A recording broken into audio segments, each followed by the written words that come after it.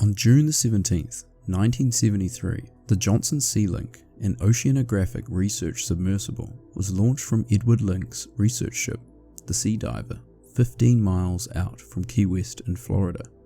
It was scheduled to be a routine mission for the 4 men, but shortly after the dive, the Sea Link became entangled on a cable in the Fred T. Berry's wreckage, a sunken USS destroyer. They were suddenly trapped beneath the sea, with levels of carbon dioxide quickly rising inside. This is the Johnson Sea Link disaster of 1973.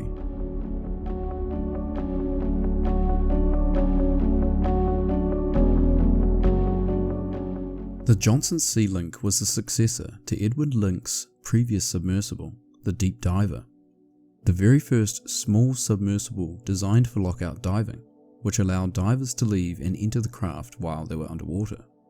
Edward Link invented the first successful flight simulator and spent the second half of his life immersed in oceanographic exploration, creating innovative ways to explore the oceans. In January of 1971, the new submersible was launched and commissioned to the Smithsonian Institution. The Johnson Sea Link carried a crew of 4 in 2 separate compartments. The back compartment was designed for lockout diving, allowing 2 divers to be compressed to the ambient pressure of the ocean and leave the submersible to work underwater. The forward pilot's compartment was an acrylic sphere window with a diameter of around 5 feet, providing a panoramic underwater view for the pilot and an observer. After 2 years of successful operations, on June the 17th, 1973, the Johnson Sea Link was launched from Edward Link's research ship, the Sea Diver, out of Key West, Florida. The objective of the mission was to recover a fish trap from the destroyer USS Fred T. Berry, which had been sunk to create an artificial reef. This was dive number 130 of the Johnson Sea Link. The crew that day consisted of the pilot, Archibald Menzies, who had previously piloted the Sea Link about 100 times. Robert P. Meek, devoted to the study of fish, and a pressure physiologist. He was the observer in the forward compartment. Clayton Link, Smithsonian Institution Director of Diving, and the son of Edwin Albert Link, was the observer in the rear compartment. And finally, there was Albert Dennison Stover, a submersible pilot, who sat as an observer in the rear compartment. According to the US Coast Guard report on the accident, Menzies, Link and Stover displayed an incredible casualness in their preparations for the dive, considering the inherent hazards of their operation. This is because Link and Stover were not planning to perform a lockout dive. They were dressed in shorts and t-shirts. The crew made their attempt to retrieve the fish trap. Shortly after 9:45 AM, the Sea Link became entangled on a cable in the Berry's wreckage while they were trying to navigate away from the sunken ship, 360 feet below the surface. The crew then informed the US Coast Guard of the situation and requested the assistance of Navy divers. However, they didn't express too much concern and concluded that the Link was in no immediate danger. The Navy soon dispatched the submarine rescue ship USS Tringa from Key West. The crew of the Sea Link and of the Sea Diver considered whether to use the submersible's lockout capacity to allow one of the men in the diving compartment to exit the submersible and attempt to free it from the cable. This plan was abandoned because it posed a danger of oxygen toxicity to Link and Stover in the diving chamber. The Sea Link crew, and funnily enough, Edwin Link, who was in charge of the situation, agreed to wait for the Tringa's arrival.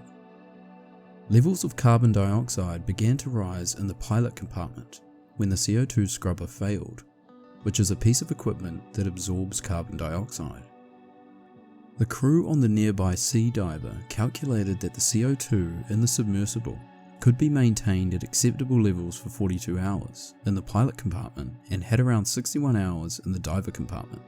These calculations, however, did not consider that beryllium, a mixture of compounds used to absorb exhaled carbon dioxide, would be rendered less effective by the low temperatures. The Tringa arrived on scene at about 4:15 PM, and proceeded to set up shop above the sea link. By that evening, one of the internal temperature gauges of the diver compartment had dropped near the temperature of the surrounding ocean and was possibly as low as 45 degrees Fahrenheit.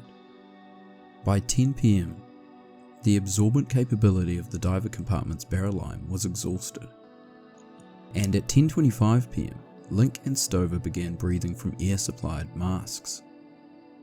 Two divers from the Tringa then attempted to descend to the sea link, but had to turn back when their progress was halted by the hull of the wrecked destroyer. A lockout dive by Link and Stover was considered, but they were only in shorts and t-shirts. A dive was contemplated again at 12:38 AM, but by this time, Link and Stover were far too cold to attempt such a dangerous dive. They were rapidly losing body heat, and their core body temperature began to plummet. At 1:12 AM, pilot Menzies reported to the surface that Link and Stover were suffering convulsions. No further audio communication with Link or Stover took place after this point. A second rescue dive from the Tringa was unfortunately again unsuccessful, as well as the attempted use of a diving bell which was lowered from the Tringa later that morning. The submersible Perry submarine made an attempted search of the ocean floor, but was hampered by an inoperative sonar, a device that uses sound waves to detect objects.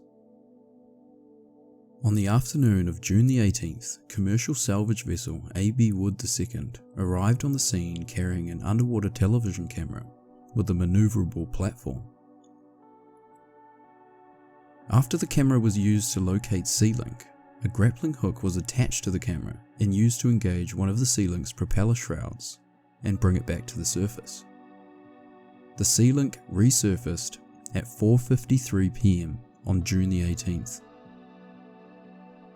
Menzies and Meek could immediately be removed from the Sea Link and were transferred to the decompression chamber aboard the Tringa. Because the diver's compartment was still pressurized, any attempt to remove Link and Stover would have been fatal to them. The Sea Link was transferred aboard the Sea Diver. Link and Stover were visible through the diving compartment's viewports but showed no signs of life.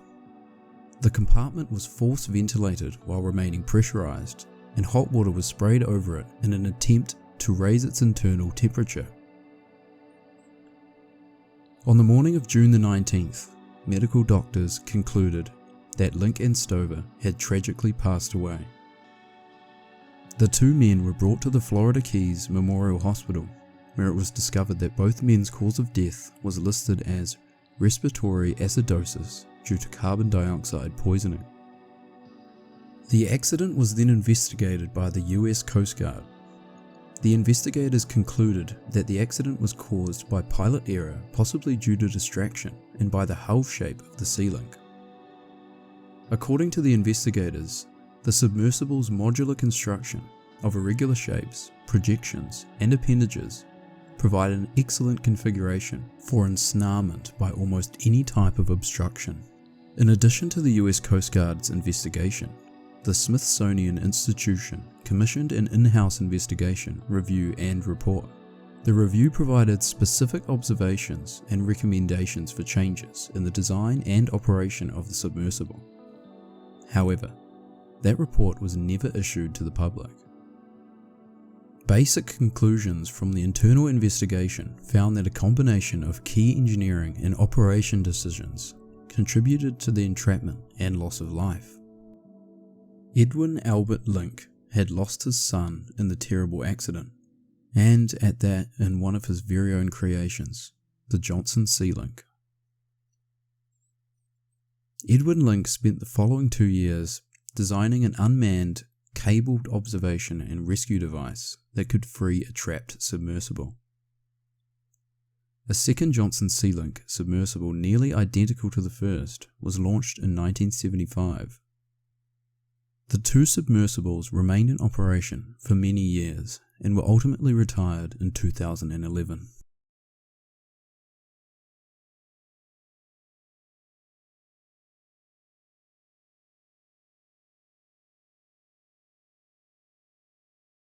Thank you so much for watching. Stay safe out there.